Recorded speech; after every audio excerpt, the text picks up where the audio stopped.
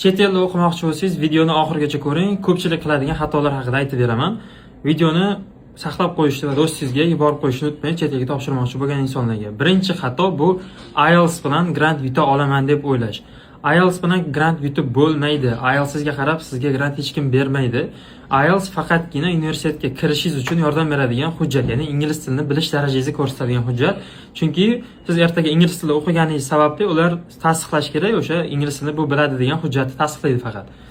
Bu birinchisi. Ikkinchisi, SEFR topshirib o'tirmang. SEFR faqatgina O'zbekistonning o'ziga o'tadi. Uni o'rniga, o'sha vaqtni sarflashning o'rniga IELTS yoki TOEFL kabi xalqaro imtihonlarga tayyorgarlik ko'ring, o'shalarga topshiring, chunki aynan o'shalar chet elga topshirishingizga sizga yordam beradi.